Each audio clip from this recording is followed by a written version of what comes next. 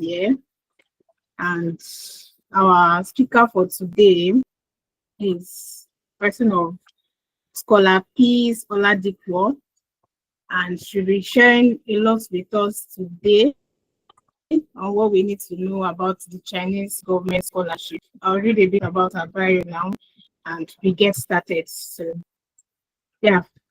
Scholar Peace Oladipo is a PhD student at the Fujian Agricultural and Forestry University, China, and she has a strong interest in leadership, innovation, and poverty alleviation.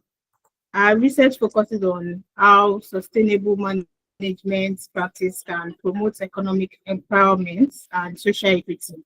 So today she'll be sharing practical guidelines on how to apply for scholarships in China and discuss key strategies for developing a competitive application. So she's a two-time award-winning scholar, and today she'll be sharing her real experience and the strategies that she used to secure the scholarship in China precisely. She'll be sharing with us and every other thing we need to know about scholarship pertaining to China. That's the purpose of today's webinar.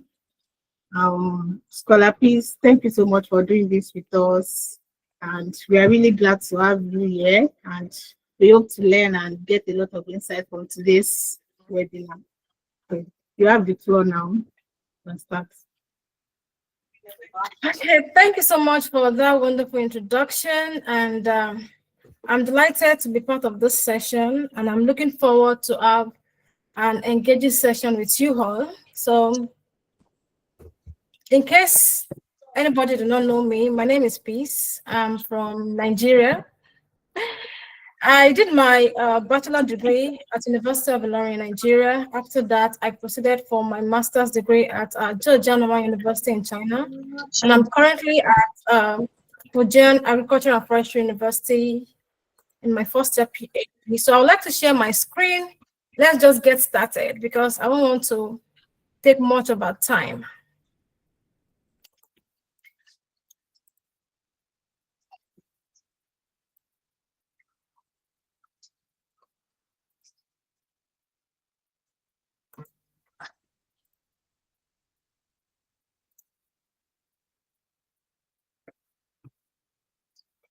Can everybody see my screen?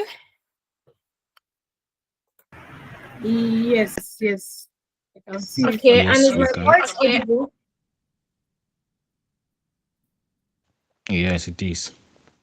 Okay, yes, so let's start. I will be talking about how to win the Chinese government scholarship. However, in China, we have different scholarships that you can actually apply for apart from the Chinese government scholarship. So let me just start by telling you program duration in China. I will end this program by talking about my own experience actually and how you can actually ace the application process.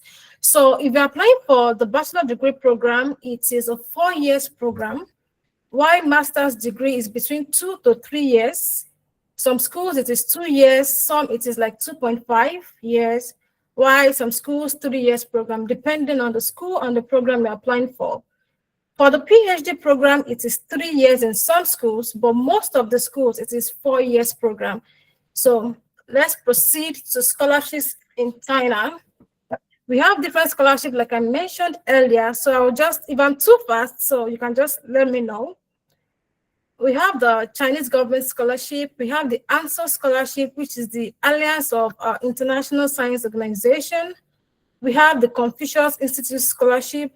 We have the provincial scholarship, we have presidential scholarship, and university scholarship. So I will explain in details about this scholarship and how to apply for these fundings.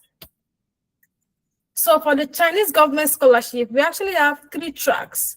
We call it type A scholarship, we have type B scholarship, and type C scholarship. However, we are only eligible to 2 types, which is the type A and type B.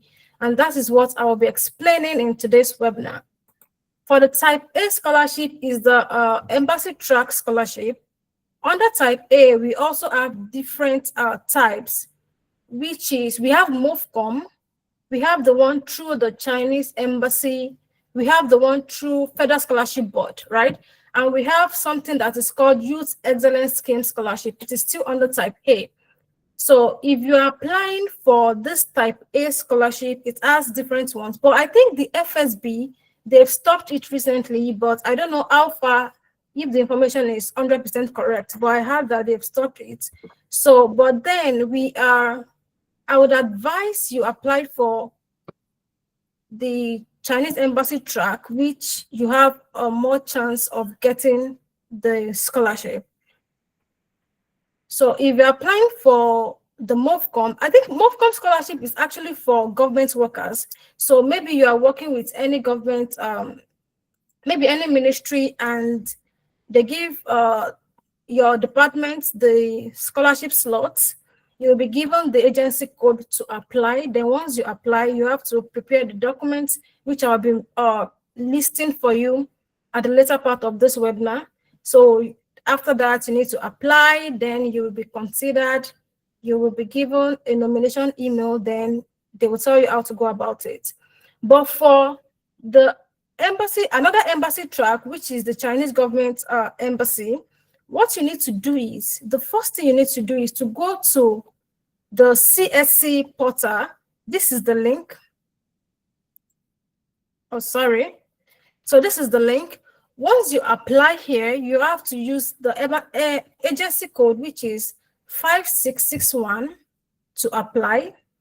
So once you use the 5661 to apply, if you are part of the nominated applicants, the embassy is going to get in touch with you. They will call you for an interview. Then you will be issued a pre-admission letter, which you need to, okay, the pre-admission letter, you need to get it in the school. I will still explain that one separately. So after the interview, then you have to wait for the final result. That's the embassy track. While the type B is the one through the university track. So the first thing you need to do is, you need to read the university you're applying to. You need to read the instructions very well, because there's a little difference in the application procedure of the university track for different universities. In some schools, you only need to apply on the Chinese government scholarship portal. While some schools, you need to apply on the Chinese government scholarship portal and also the university portal. So once you're applying to any school, for instance, if you're applying to Zhejiang Normal University in China, you only need to apply on the CSC portal. Then you need to go to the school website to check for their agency code. You need their agency code to be able to apply to that school. But for a school like Beijing Institute of Technology, you need to apply on CSC portal and the university portal. So that is why it is very important for you to check the application procedure first before applying. And this scholarship is a fully funded scholarship. It covers your tuition fee, it covers your monthly stipends, your accommodation, your insurance. So I advise you to just put in all efforts to ace this application. Then I would like to talk about something about the eligibility of programs in China generally. So for undergraduate degree, I think the maximum age is 25 years. For masters, it is 35 years for CSC scholarship. While for PhD, it is 40 years. So if you are more than 35 years, you can apply for master's degree. If you are more than 25 years old, you can apply for undergraduate. And if you are more than 40 years, you can apply for a PhD program. Are you all with me? Yes, ma'am. Yes, ma'am. Yes, miss. Yes, ma'am. Yeah, so I will move on to the ANSO scholarship. For this scholarship, there's a little difference between the ANSO scholarship and the CSC scholarship. So for the ANSO scholarship, you can only apply under 2 schools. The first one is UCAS, University of Chinese Academy of Science. And the second one is USTC, that's University of Science and Technology, China. So you can only apply for this scholarship under these 2 schools. So if you're applying under UCAS, the only thing before now, if you want to apply for ANSO, you need to apply on ANSO scholarship portal and also the school portal. But right now, you only need to apply on UCAS portal or USTC portal. So there is no separate application for ANSO scholarship and the university you're applying to. So for UCAS, you need to get a pre-admission letter, right? Then submit your application. Then they will, any scholarship they're nominating you for, even if it is ANSO or CSC, you will get the email from the school. Then once you get the email from the school, then you can wait for your final results. And for USTC, you do not need an acceptance letter from a professor to apply. So you only need to apply on the university website and the university portal, sorry. So once you apply on the university portal, you have to wait. The first stage is the document review. While the second stage for USTC, they're going to call you for an exam. So you need to prepare for the exam too. Once you pass the exam, they will call you guys in for an interview. Then after that, the next stage is professor will contact you or the International Student Office will contact you. Then you will be able to, maybe they will, during my own time, this is how it happened. After the exam and the interview, after I passed the interview, the International Student Office sent an email to me that this professor have interest in my work, that I should reach out to the professor, which I did, and I got the acceptance letter. I uploaded it. Then after that was the final stage. And this scholarship also is a fully funded scholarship. It covers your free tuition, your monthly stipends, accommodation, flights allowance, and insurance. So the difference between the CSC and the ANSO is that for masters, it covers your flight allowance. They're going to pay for your flight ticket, unlike CSC, right? And for PhD program, the stipends is different. You're going to be, for CSC, I think for PhD, you're going to be getting 3,500 RMB. While for ANSO, I think the first time payment is 6,000 RMB, but subsequent one is 7,000 RMB every month. So I would advise you apply for ANSO scholarship too. Then the Confucius Institute Scholarship, this particular scholarship is mainly for people that are going for a Chinese language program. If you're going for a course, something like teaching Chinese to other foreign languages, yeah, you can apply for this scholarship. And if you are going for maybe like a 1-year Chinese language program, you can go for this scholarship. It's cover your free tuition, monthly stipends, accommodation, and insurance. Apart from that, we also have other scholarships too in China, because each province in China has their own scholarship. For instance, maybe Zhejiang province, they have something like Zhejiang government scholarship, Beijing, like Beijing government scholarship, Shanghai government scholarship, Tianjin government scholarship. However, this scholarship comes either in full or partial funding. And also we have the university scholarship too.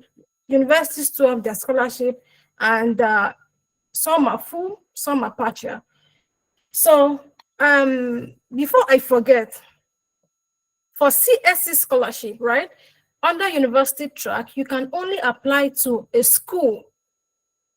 So that means if you are applying to CSC scholarship, you need to select your school wisely. So you only have option of choosing a particular school under the university track, right? But under type A, you can choose 2 schools. So each applicant for each year, you can apply for one under type B, one under type B.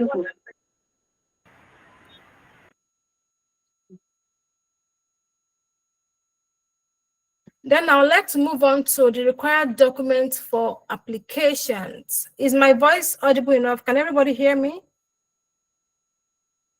Yes, we can. Yes, yeah, we can. Yes. Okay, Yes, thank ma, you we so can. much. So let's move on to the required documents for application. The first one is your passport biodata page.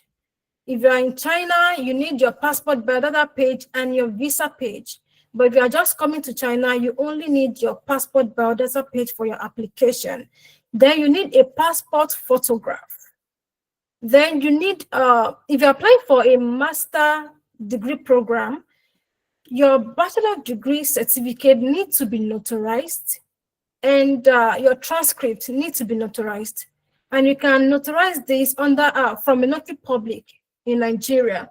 Not all lawyers are notary public, but some lawyers are notary public. So you can get your document notarized from a notary public in Nigeria. Please, it is if you did not notarize your document and your bachelor degree certificate or transcript, your application is not going to be accepted.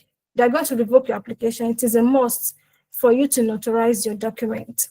And also language proficiency certificates, because Nigeria is, our official language is English, so you can get a waiver, but they need a document that shows that your previous degree or previous program was done in English. So if you are going for a master degree program, you can go to your university to get an English proficiency letter from the school. And if you're going for an undergraduate program, you can go to your secondary school just to receive the letter. So you need to upload the letter with other documents. So for your curriculum vitae, please, it is very important for you to have a well-crafted academic CV. You need to show your education experience, your research experience needs to be well written, please. You need to really add, and also, even if you do not have a publication, your undergraduate project work that you did, you can write extensively on this, maybe like 4 points under what you've done. Because in China, they select students based on their research experience. Lots of schools do that in China. So you need to show that you have this kind of experience. And also you need to get like skills that are related to the program you're applying for. For now, if you do not have any skills related to your program, for instance, if you're going for a management course, you need, during your master's level, you are going to be using all the statistical software for your project work and all. So you need all these kind of skills in your CV, because they will know that this person that is coming can work maybe independently or maybe under supervision. At least they know you have experience in this particular field. And let's move on to 2 recommendation letters. You need 2 recommendation letters from either a professor or associate professor. There are some schools in China, they do not accept a recommendation letter that is not from a professor or associate professor. School like Beijing Institute of Technology, your application will be revoked. I remember when I was applying for my master's, then I applied to BIT. So when I applied, my application was actually revoked. They were like, one of my recommendation letter is not from a professor or associate professor. I tried convincing the international student official that no, this person is an associate professor. I had to go back to the person to rewrite the letter so that they will know that he is actually an associate professor. So you need a recommendation letter from either a professor or associate professor. And for supervision intention letter, is just like an acceptance letter from a professor. This is when you need to send a cold email to professor. So you need to send a cold email to professor, and if the person gives you a positive response that I'm willing to have you in my research group, then you can now request for an acceptance letter from the person. But note, some schools have a template for this acceptance letter. So that is why it is very important for you to check the application procedure in that school. If they have a template, make sure you use the template. If you do not use the template, your application will be revoked. So you need to, if they have a template, you have to use the template, send the template to your supervisor, your intending supervisor, prospective supervisor, then you have to use it with your application. You have to submit that, not the main drafts that people use, right? So for the non-criminal record, you need a non-criminal record for your application. Before now, I think it was not made compulsory, but right now it is compulsory for you to get a non-criminal record. And I think I'll be sharing the link later, so you can apply You can register online. Then once you register online, you have to pay 30,000 naira online. Then you have to go to the state CID's office in any state you are in Nigeria to do your fingerprints and capturing. Then after 24 hours, your non-criminal record will be ready. So let's talk about the supplementary document. See, trust me, your supplementary document is actually going to aid your application. So you can take courses online, because when I was applying for my master's, I took different online courses. I can't even count the number of courses I take online. I registered on Coursera. I registered for a lot of courses on Coursera. I did, the normal test, and I got the certificate.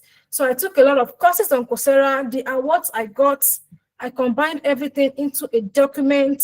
Make sure if you have any award, or maybe you participated in, even if it is a sports activity during your undergraduate program, and they gave you a certificate, because some of those schools, most schools, after participating in maybe school activity, they may issue you an award certificate. Just make sure you combine all those documents and make it into one file. You can upload it with your documents under, you will see something like other documents or supporting documents. So this is where you're supposed to upload this kind of document, but it's going to aid your application. But because a lot of people are applying, so what makes you stand out of other applicants? So I think I've missed a document here, study plan or research proposal. For master's program, you need a study plan. If you're applying for a PhD, it is advisable for you to get a research proposal, because most schools require PhD applicants to submit a research proposal instead of study plan. However, you still need to check. Some schools usually have a template for their study plan or research proposal. School like BIT, they have a template for their study plan, and it is still the same template PhD students are supposed to use. But under the template, like I think the first section is like family background. Another one is your research plan in China. So that is when you're supposed to write your research proposal extensively. You can tell them about the topic you intend to write about. You can write your research framework and maybe the software you intend to use to get this result. So you can just put everything under that section. So then I will move to the CSC, which is the China Scholastic Competence Assessment. This particular one is starting this year, so it is very new. If you're applying for undergraduate program, it is a must for you to write this exam. Without this exam, you can't apply, in the sense that your documents won't be completed, you won't be complete, and your application documents will be revoked. So you need to write this exam. The next one is coming up on December 21st, but the application has closed yesterday, which is November 28th. So the next one is going to be in January, I think January or February. So if you're applying for undergraduate program, please register before time. Register and do your exam so that you'll be able to have your results before schools close the application. Then this pre-admission letter, I think I have to explain well. Please just listen. This is how this pre-admission letter works. If you're applying for CSC program, you need a pre-admission letter at, let me say, the second stage of your application. Because the first stage, you need to apply on CSC portal first and the university portal. So once they check your application on the university portal and you're part of the applicants they are nominating for the scholarship, they will issue you a pre-admission letter. Then once they issue you a pre-admission letter, your CSC application will be revoked. The school will revoke your application so that you'll be able to submit your pre-admission letter, and the application continue. You have to wait for the final result.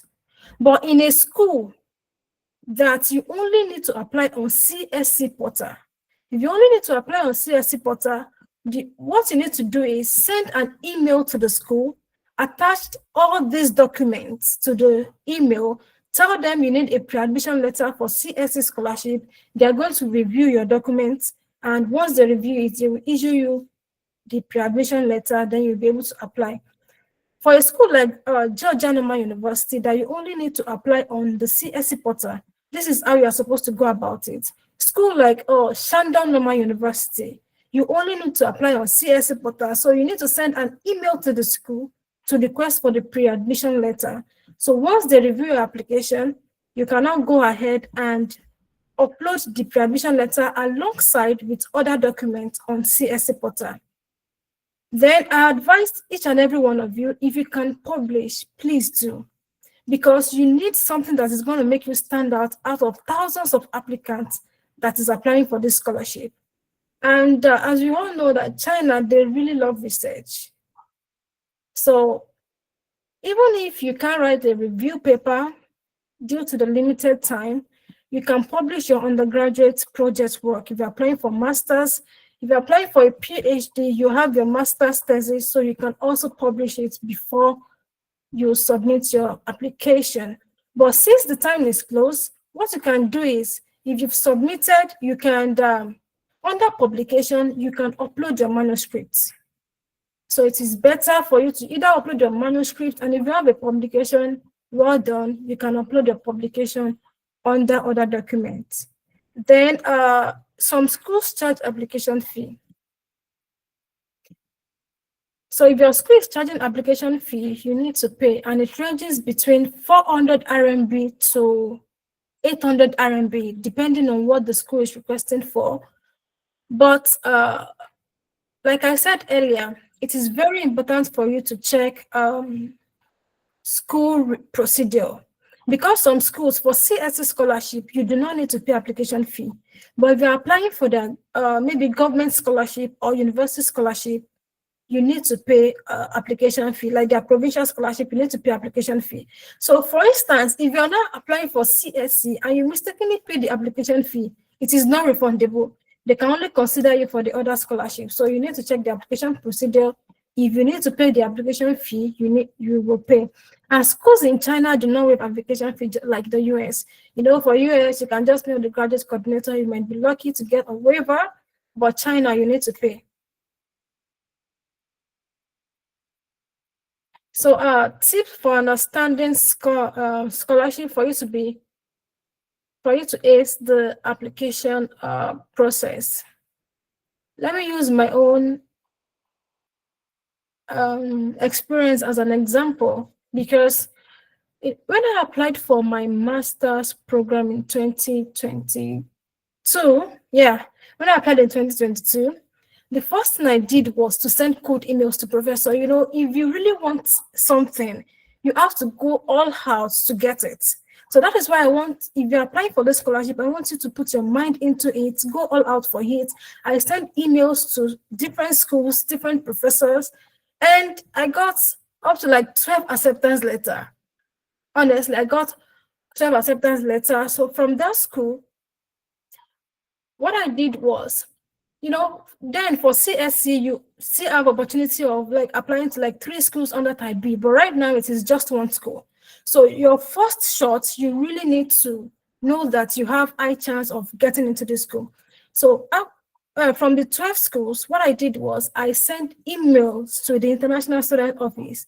Are you really considering this particular program for CSC? So that I won't just submit my application and at the end of the day, I won't get in. So, and trust me, it works. There was a particular school that reached out to me, and the person said, I will advise you to choose another program, because if you are choosing this program for CSC, we do not really consider this particular course, like business administration, for CSC program. That was how I just dropped that school for CSC. Then I went to pick other schools that I know that have advantage of getting into those schools. So it is very important for you to send cold emails, ask questions. You can, if the application procedure maybe is tedious, or you're applying to a school and you don't really get the process, you can actually send an email to the International Student Office. Their information is available online on the application, but on the university website, so you can always reach out to them. So if you're choosing your school, like I said, you have to choose wisely. Please get all your documents, send code emails, prepare your documents early. Now, some schools' first CSC batch will close next month. So if you're still getting your documents, please do it as soon as possible so that you'll be able to apply to other schools that is still on, because there's another school that I checked. I can't remember the name of the school. The application for CSC is going to end in January, but most schools is going to end in February. So you need to apply as soon as possible. And also, since there are other scholarships apart from CSC, so you can also apply to these scholarships too, and it has good funding also. They will provide free tuition, accommodation is waived, insurance is covered. So I think you can also apply to all those provincial scholarships too. And follow up your application. Make sure you check your email constantly, consistently. Let me say every day. If you're applying for this thing, you need to be checking your email every day. Be checking your portal every day. It is very important. Let me give you an example of one of my friends that got to know that he got nominated for CSC scholarship a year after he got nominated. So I just got a call from him. He was like, I don't know, I was nominated for CSC. I said, how? He did not get any email, but on his application portal, there is a section for message, whereby you can even send an email to the International Student Office on your application portal. So they sent an email to him, they attached the letter on his portal. Instead of him to maybe check the inbox and download the portal and download the letter and upload as requested, but he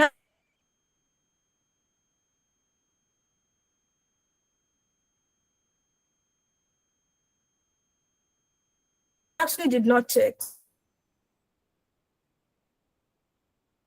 application portal regularly. Then there are important links for this application. There is this particular link, this Campus China.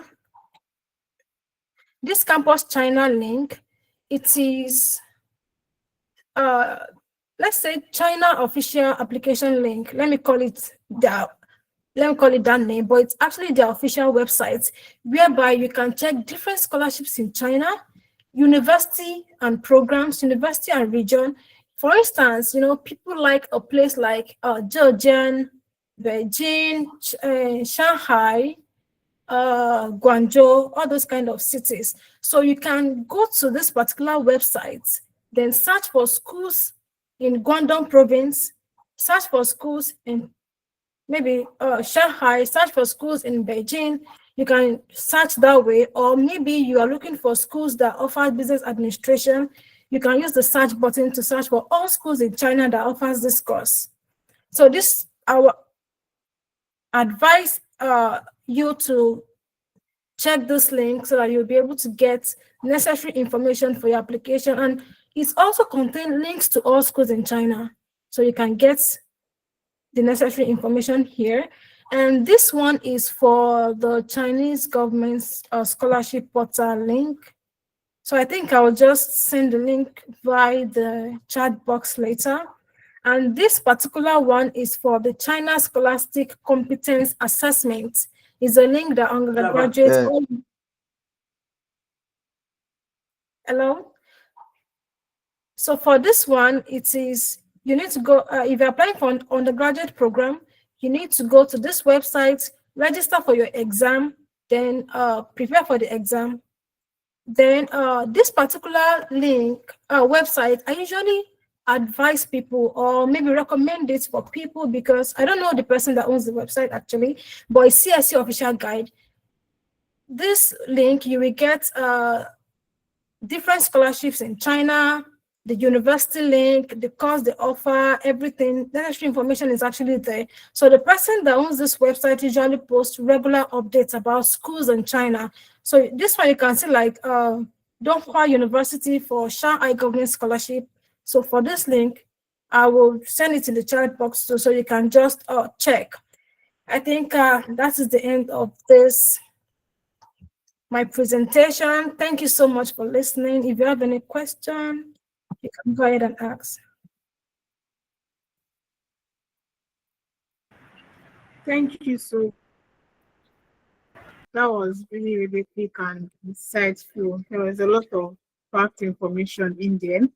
I think Dr. Semi wants to speak. Dr. Semi, you can go ahead. Wow, thank you so much, Scholar Peace. I just want to acknowledge can you hear me? Yes, I can. I just want to acknowledge the insightful information. To be candid with you, your presentation made me to remember 2017 when I was applying for the Chinese government scholarship. I applied in 2018.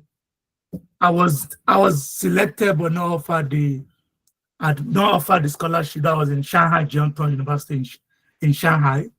Oh. And in 2018, that was for masters. In 2018, I joined another webinar hosted by one platform. It was a female that also delivered that insightful information. I went back to my dashboard.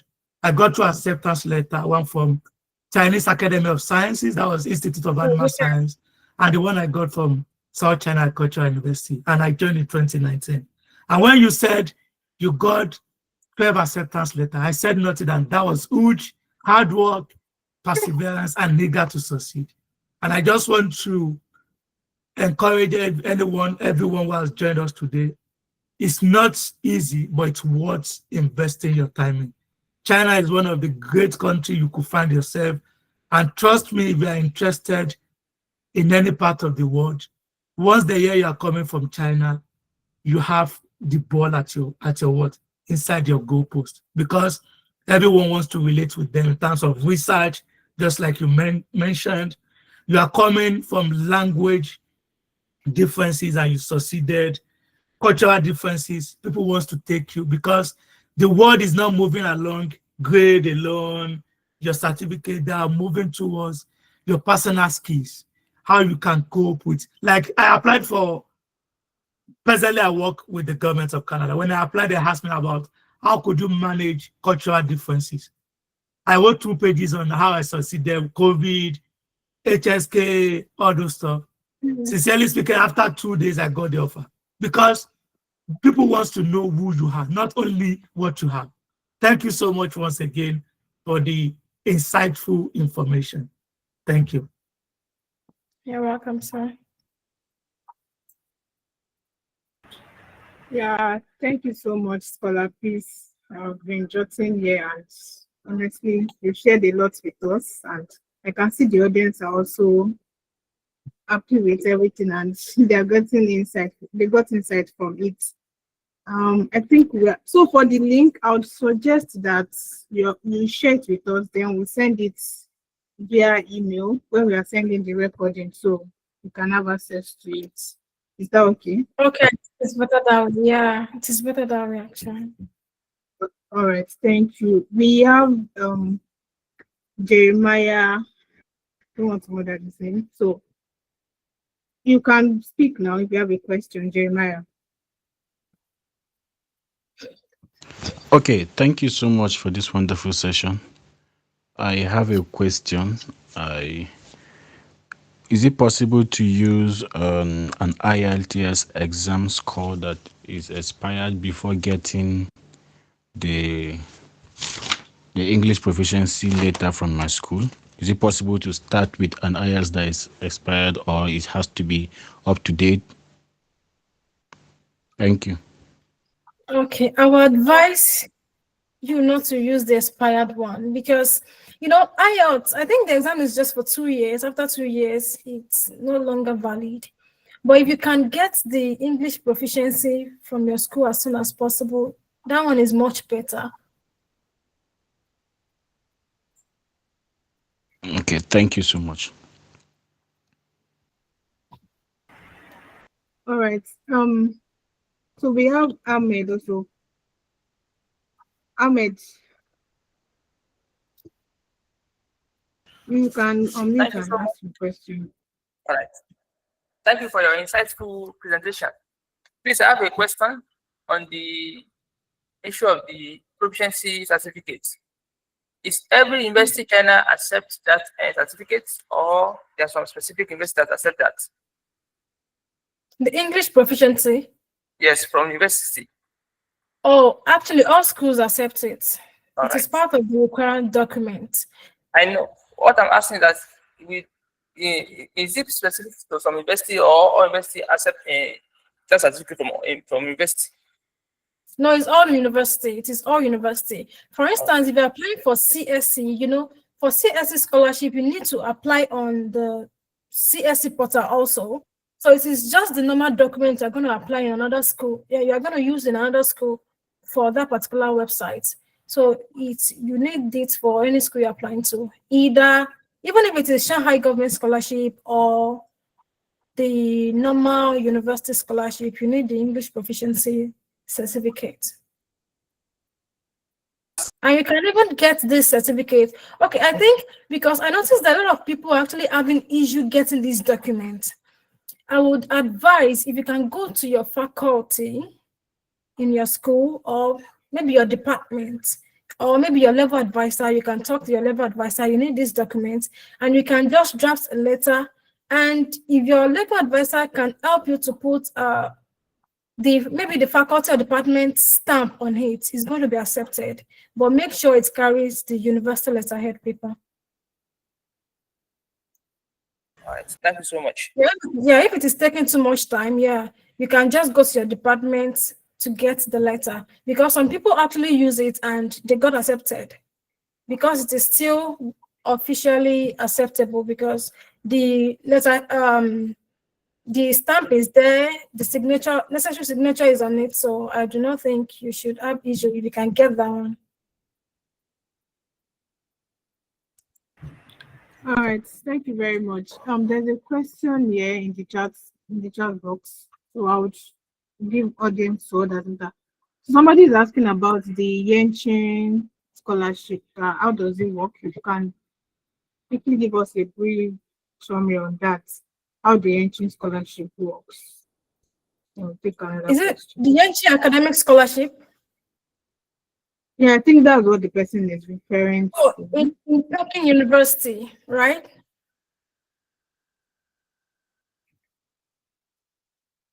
Can the So you person said please what? just is it this Okay. Yenchi Academic Scholarship in Peking University? If the Elshora Saints, if you're on this call, I think you can unmute and ask the question so that she can answer you directly now. It's what we have here is Yenching scholarships.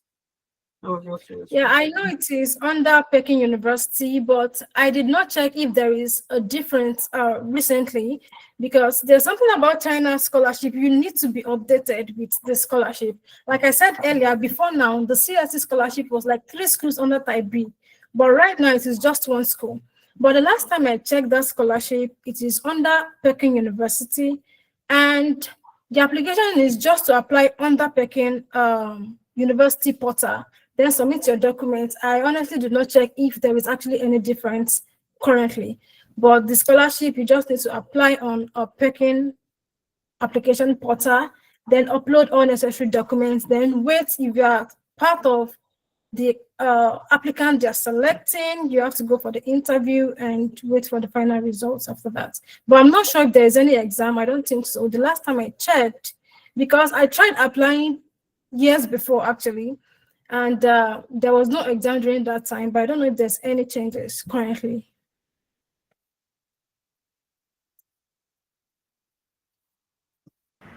All right, thank you very much.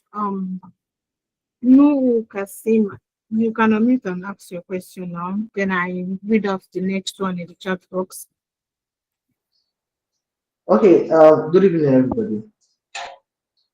Thank you very much for your presentation. I just have one question. You mentioned something about language, and you said that we might, like, talking about the English proficiency, where you said that we could also go to our faculty instead of writing stuff like IELTS, right? So, what I'm actually, my question is it just English proficiency that all Chinese scholarships usually ask for, or do they also ask for or require you to have like Chinese proficiency? Maybe you should have taken a course to ensure that you understand China, or that is not completely required. Like if I were to apply for a school in China, I don't need to um, necessarily take a course or understand, like that's not a part of the requirements for the admissions and all that.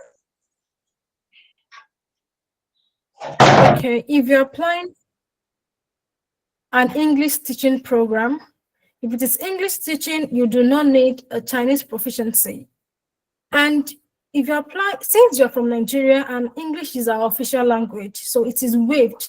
You don't need to write IELTS or TOEFL. So you only need a certificate, like just a letter that shows that your previous degree was English teaching, right? So, but if you're applying for a Chinese teaching program, for undergraduates, you need HSK, is it HSK 4 for application, maybe HSK 4 or 5 for application. And if you're applying for master's degree, if it is Chinese teaching program, you need HSK 5. If you're applying for a PhD, if it is Chinese teaching program, you also need HSK 5 to apply for the program. But since I know a lot of Nigerians that do not have Chinese proficiency, most of them applied for English teaching program. So you only need the English proficiency certificate that shows that your previous degree or previous program was English teaching. That's the only thing you need that for. So you do not need a Chinese proficiency for English teaching program. Okay, thank you very much. All right. Thank you very much, Scholar Peace. I hope we have more time to take more questions. Dr. Samuel, do you want to say something?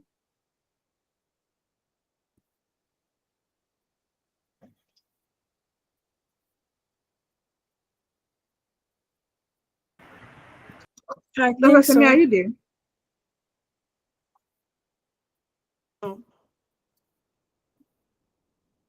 Please, can you hear me now? Yes. Yeah, Yes, so I just yes. want to chip in something based on the language requirement.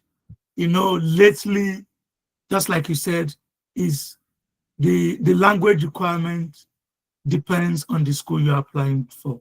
For instance, in South China Cultural University, where I graduated for my PhD, if you want to apply for the Chinese government scholarship, you need HSK 4. That is the requirement. If you don't have it, they are not going to select, because at the end of the day, maybe the course is offered in Chinese, just like you said, and you are the whole international student. They will not teach you in English, so they want you to have the language. And also, when I applied to Chinese Academy of Sciences, CAS, Institute of Animal Science, a few years back, I got the acceptance letter, submitted my application for CSC, also HANSO. So they got back to me and they requested for 3 documents. One is my master's degree from the 1,000 universities in terms of ranking in the world, among the 1,000 universities. Do I have IELTS? Do I have a first or third paper in an SCI index paper? When I replied them that I did not have any, my application was rejected. So if you have, just like Scholar Peace suggested, if you have paper, try to include them, supplementary. If you have the IELTS and it's not required, put it in the supplementary. Still get the language of instruction or medium of instruction in English. If your school is among the 1,000, add it to it just to build your profile. Thank you. Thank you very much, sir. And also, let me give you an example that happened.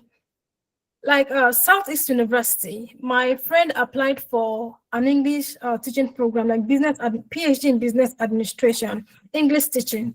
But in our first year, trust me, 90% of our courses was Chinese teaching. Because though she had HSK 4 and she can speak a little bit of Chinese, but trust me, it was not easy because she applied for English teaching program. But when she got to class, the program was Chinese teaching because the PhD English teaching and Chinese student was actually putting together in a class.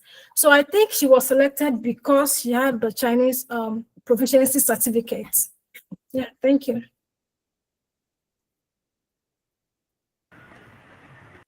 Thank you so much for bringing light on that question. There's one other question here. Wow, we have a lot of hands raised, and we have like 10 minutes to go. So there's this question here.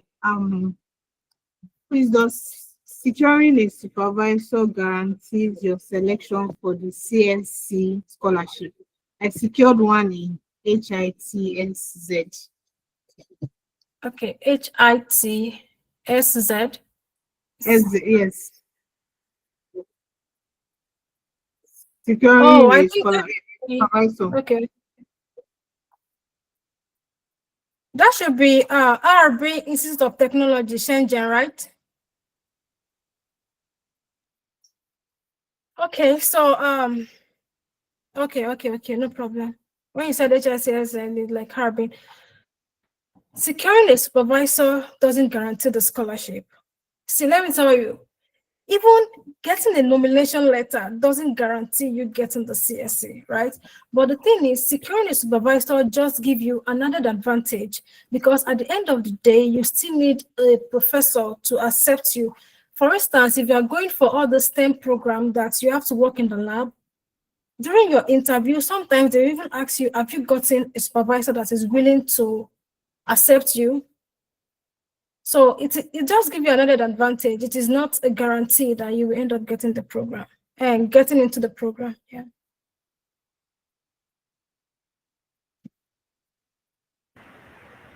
All right, thank you very much. I think we'll start with no lie. You can unmute and ask your question now.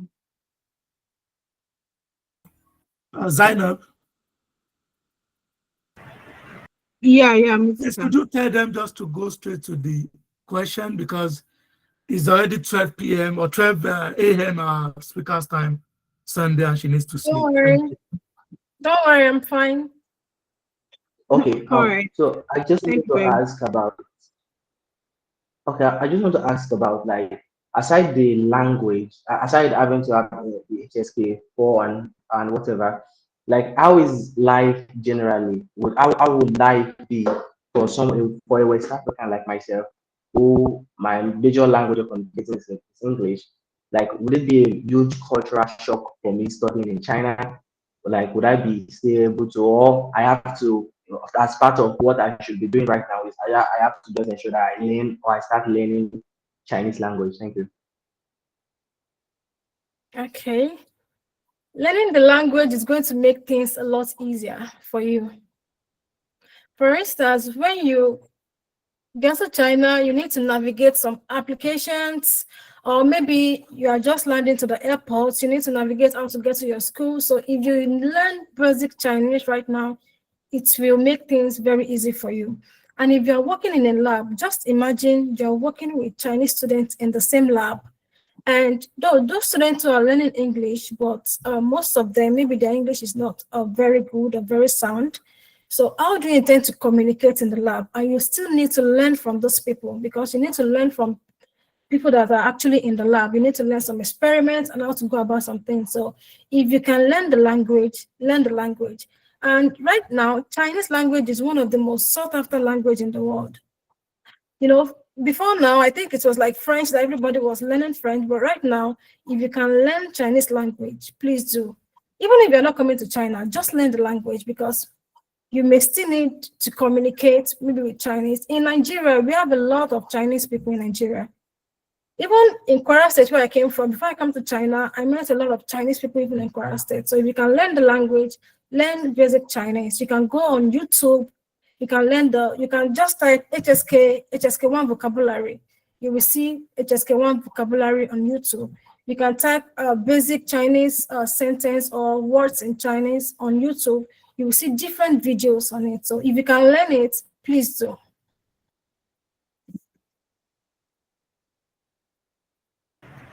Yeah, thank you for that encouragement. Learning new language is part of personal development. So it's a new challenge that you might want to explore, and it gives a lot of advantage. Thank you, Scholar Faith.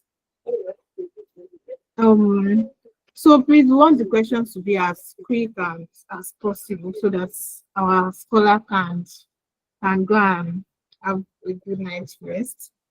I think I'll go with Abdullah. Abdullah, are you?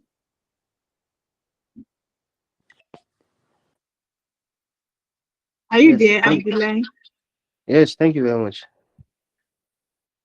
Yeah, my question will be more or less like a complaint.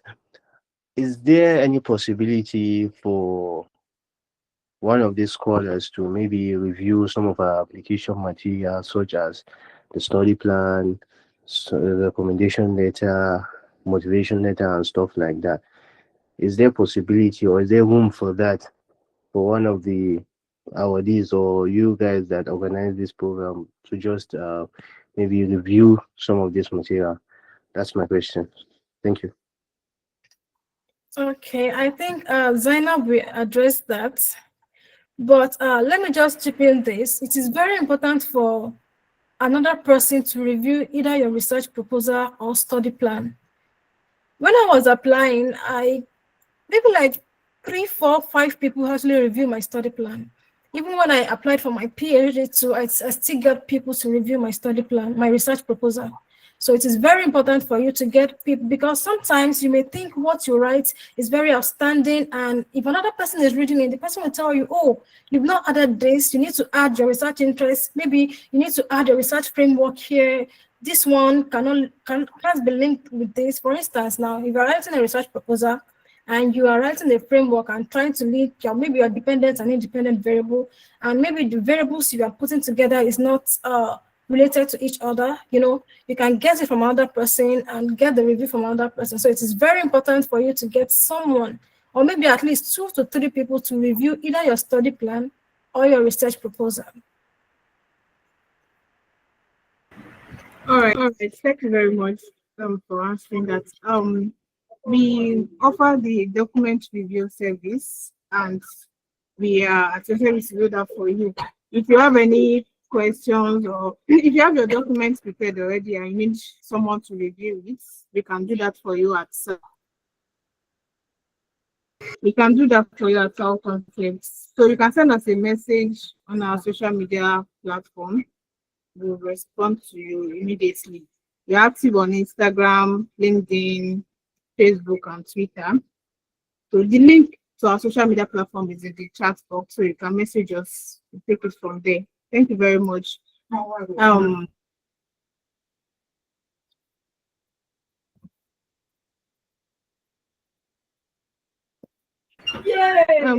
we let me check the app. Okay, so the link to social media platform is in the comment section now. You can check and follow us right there. Dr. Semi, do you want to say something?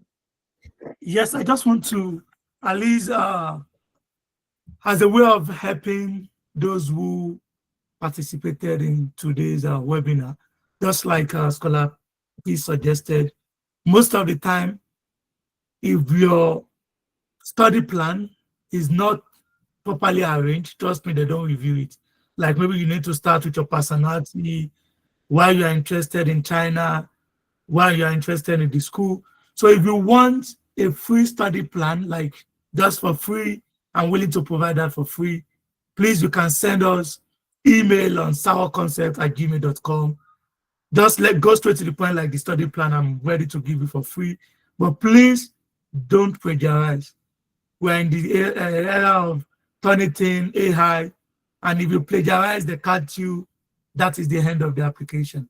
Just for you to have an idea of how to prepare your study plan, because it has to be well structured. Even the proposal is there in case you want to see how to arrange it. Thank you.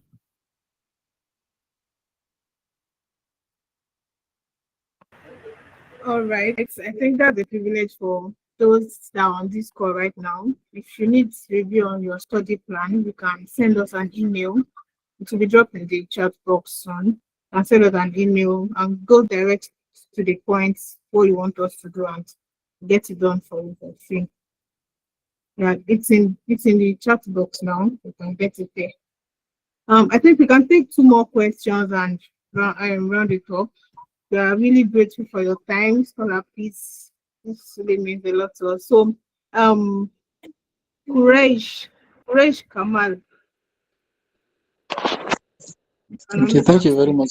Am I audible? Yes. Yes, yes. Okay, thank you very much, Scholar Peace. So last year I was opportunity to reach the final stage at Chongqing Medical University. So unfortunately, I wasn't awarded CSC. So this year also I plan to the Chongqing Medical University studying for masters in physiology. So I wanted to ask if there is any word limit or page limit for research proposal for MSc, because now right now my proposal is around 38 pages. Oh, that's a Yeah, lot. yeah, I spent so much time. So any page limit? I think it is advisable for you to get between 10 to 15 pages, 15 pages maximum. You know, this school, they are reviewing a lot of applications. Just imagine 30-something pages for a research proposal. I think 15 pages is enough because I Okay. think mine is like maybe 14 or 15 pages, thereabout. But if you are writing a 30-something pages research proposal, and this same person still needs to review other applicants, and the person is writing maybe 10 pages, I would advise you narrow it down. Okay, thank you very much. What about for PhD? Because I also got an acceptance letter for PhD. Yeah, same thing for PhD. That's what I'm talking about. Mine, when I applied, mine was around 14 or 15 pages. Even some people still advise maybe like 8 to 10 pages, but I used 15 pages and it was still okay. But for the 30-something pages, it's actually too much for application. You can narrow it down and make it something like 15 pages, less than 20 pages. Okay. And even if you get people to review your documents, I'm sure they will tell you that something pages for application is too much. All right, thank you very much. We can take question from Chibueze. I can see your hand has been raised since. Okay, thank you very much, Zainab. Thank you very much, please, for your time. So I remember you mentioned that you were able to secure 12 acceptance letters from professors. Yeah. So I've been sending I've sent close to 30 emails to professors in China, and up to now I've only gotten 2 responses, and they were telling me that they don't plan to accept international students in mechanical engineering from Nigeria. That I mean from international. Yeah. So I'm now worried because I mean when I go through a professor's profile, I read their papers and I try to identify gaps which I aim to fill or explore when I work in their lab. So I'm now curious, is there any other advice or tips that you used that made you able to secure this number of acceptance letters? Thank you. Okay, sometimes if you send emails to professors, let me start with the way you draft your cold email, right? It is very important. There are some things that need to be there. I wish I can show you my format, but I don't think I would like to share it right now. But you need to, since you said you were able to maybe reach one of the publication and get the gap and trying to tell the professor you want to research more on this one, yes, it's a good one. But then sometimes when you send cold emails, those professors may not answer, but you need to send a reminder email. What I did is, after 3 days, if you did not respond to me or if I did not receive response from a particular school, I send a reminder email. Sometimes I send it like 2 or 3 times before. Sometimes you have to send a reminder email even before you get a response. So I'll just advise you send a reminder email and do not stop. You said you've sent 30, you can check other schools too to send code emails to those professors. I'm sure you will get a response. Thank you very much. But don't stop sending. You can send a reminder email to them. Okay. Zainab, please can I chip in something again? Yeah, sure. Yes, please. Chibu, are you connecting from Nigeria? Yes, I'm in Nigeria now. Yeah. The truth is, I've been dealing with Chinese for more than 5 years, even up to 7 years now, before I went to China. They hardly reply messages. Even they will tell you they are busy and they are holding their phone. Talk less of professor who is very busy. So if you want to send a cold email, the best time to send cold email to Chinese professor is if you can try to send 12 a.m. Nigerian time, that will be at night, that will be 7 a.m. in China. You might be lucky for them to reply. That time they're having their big fast, checking their phones. But once they step into the office, trust me, you cannot receive a response because at that time they are thinking of a lot of projects, a lot of things. So you might schedule your email to be either 12 a.m. or 1 a.m. Nigerian time, which will be 7, 8 a.m. in China. That's just my candid advice. And don't make it to be too lengthy. Just go straight to the point because they are not native English speakers and they don't want to get stressed with emails. Thank you. Okay, thank you very Thank you much. so much. And there's something I would like to say again. Yeah, that's true. The time really matters. I remember when I was sending code emails to, I usually consider the time. And because some of those professors, everybody is using maybe like similar headings. So what I did is my own headings, I translated it into Chinese. And so that was what I used. Even some people usually translate their, all this translator, most times it is not giving you 100% the right word, but you can just translate your headings. So once you translate it, that one can even catch their eyes that, oh, this person understands Chinese a little bit. Let me check what you have to say. Thank you very much. I think this advice will be very useful. Thank you. Wow, we've had quite a good time on the call today, and I can see that even the participants are getting a lot of insights. Can we take one more question from Martins? Okay, Martins, you can unmute and speak now. Oh, thank you, Zainab. Actually, I don't have questions, so I will allow you give the opportunity to someone else. I just want to quickly appreciate Peace. I'm very happy with your presentation today. You really come a long way, and that was nice. Thank you. Oh, thank you very much. Yeah, thank you for acknowledging Lamwell.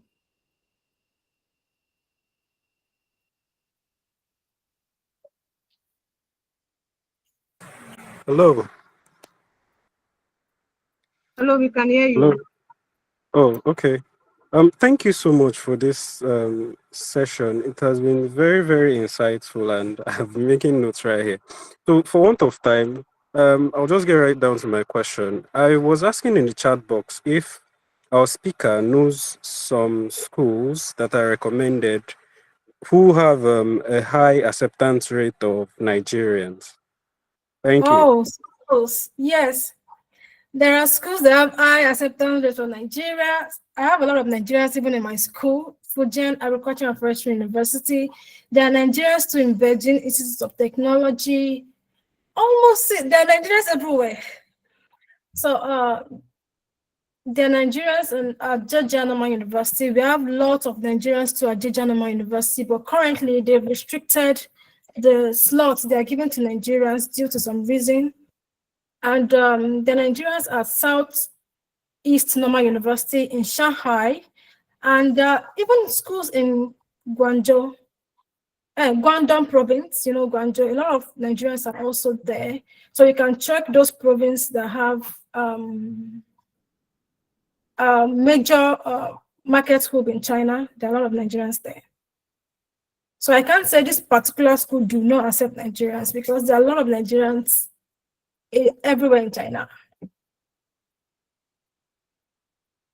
All right. Thank you very much. What major are you applying for? I'm a medical doctor, so I'm applying to a public health program. Okay, you can consider school like Fujian Medical University, I think Zhejiang Medical University too. And what other school can I remember right now? But I advise you to just leverage more on medical universities. And the medical programs, their funding is very low. Most of them have more of the university programs, like university scholarships and the provincial scholarship. So they only have limited slots for CSC. You rarely see medical students under CSC. There are medical students under CSC, but the slot is very low. But I would advise you to leverage more on the university scholarship if you're applying for a program here. Okay. Thank you very much. All right, thank you for the insights. Dr. Semil, you want to chip let in me chip in something? because China has always been my home. So the reason is if you are applying to agricultural related program, focus more on schools that have agriculture, like South China Agricultural University, Nanjing Agricultural University, Yunnan Agricultural University. Then if you're applying for something related to technology, engineering, just like someone asked earlier, focus on schools that have to do with technology. South China University of Technology, Beijing Technology, University of Technology. Then if you're applying for normal, economics, all those stuff, focus on South China Normal University, Beijing Normal University. If you're applying for medical, focus on those that have medical, even though they have less funding compared to engineering, technology, business, all those kind of stuff. Yeah, thank you. Yeah, and one other thing, normal universities in China is more of education programs. So if you're applying for education-related program, you can check normal universities, maybe Fujian Normal University, Zhejiang Normal University. So they do more of education-related programs.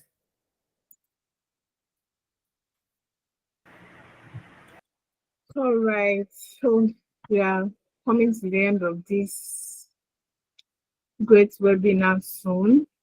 And I would like to appreciate our speaker, Scholar Peace Oladipo. Thank you so much.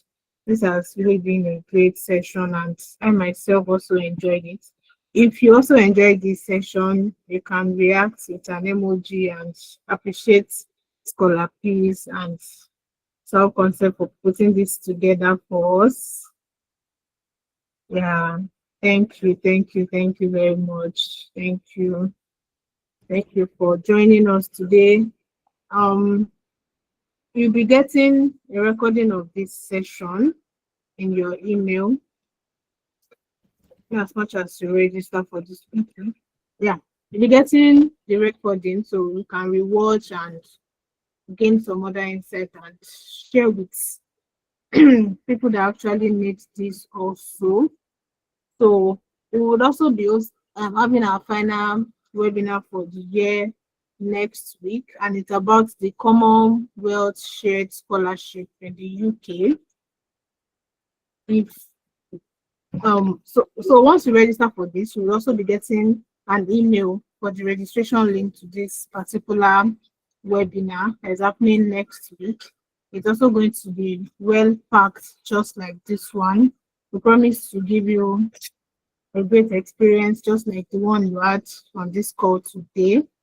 And Dr. Semi will be the one to host that for us. And we'll be having our speaker, Sherry Fabiu, to be joining us and be sharing his experience with us as well. Dr. Semi, do you have any words for us? Key insights from the session and what's the audience also needs to know about China? Yes, let me just add to this. I know a lot of us on this call. Can you hear me, please? Hello? Are you with me? Someone just asked our US webinar. We did it. You can have the recorded session or check us on YouTube. We did it last 2 months. So for the next webinar, That will be on winning the Commonwealth Share Scholarship, a practical guide for aspiring scholars. Sherry Value is my colleague. We finished from Federal University of Agriculture, Abeokuta together. Before then he moved to UK, Newcastle University. That's one of the prestigious universities in the UK. And trust me now, he is in the US, currently a PhD candidate. So which means most of us are interested in US, Canada, Australia, but sometimes it doesn't work that way. We need to start from somewhere, build our profile, then use it to go to wherever we want. Maybe Scholar Peace will also be interested to go to US one day. Like I started also from China, I mean, Canada now, and I'm still thinking of even going to the US. So it's always that way. We just keep building our profiles to open ourselves to more opportunities. And once again, thank you so much to Scholar Peace. And also I appreciate Scholar Isiaka Ismail for his wonderful recommendation. Ismail is one of my mentees and recommended Scholar Peace for this webinar. To be candid with you, she has really did a lot of justice or justification to this topic. Please try as much as you could to apply to China. And I promise, if you successfully applied, nominated, get the CSC, please feel free to reach out to us on our social media on how to apply for the visa. I'm willing to take 1 or 2 people as mentee for the visa application for free. That's just for free, because I've applied for many people to China. And as I do say, China is always one of my favorite countries that I've enjoyed being to. Thank you once again for everyone who has joined. Thank you.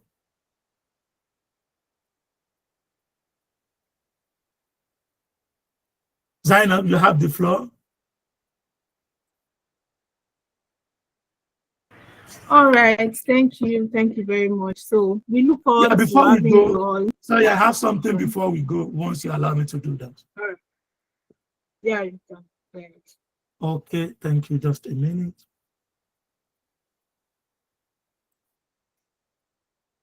Scholar Peace, are you with us? Yes, I'm here. Thank you so much. So we have a token to appreciate you. It's not money, it's not RMB, it's not yuan. But on behalf of Sour Concept team, Zainab, Dekola, Mariam, and myself, we want to sincerely appreciate you for your significant contribution at this webinar titled Unlocking Opportunities. Unlocking opportunities means you might start from China and go to anywhere you want, and you might be in China. China is a good country to be for business, research, anything you want to talk about. I remember I started my journey from China with 0 publication. Today, I've never published any paper in Canada, and I have more than 45 publications, all from my 5-year stay in China. So which shows China is a good country. We extend our sincere gratitude for your insightful and impactful presentation, which captivated the audience and enriched the knowledge of all attendees. Thank you so much. I will send this to you. I decided not to show the signature so that it will not be a copyright for anybody who wish to do that. So I will send to you personally, but just to appreciate you once more. Thank you. Thank you so much, sir. I'm very grateful. Thank you for having me here. Thank you, everyone, for joining. And I would like to say this in Chinese. CSC ni the Gansu. CSC ni the Sichuan. Thanks for your time. CSC ni the Guanxin. Thanks for your care. CSC ni the Kwa Kahui. Thanks for your presentation as well. We'll share. Oh, that was beautiful.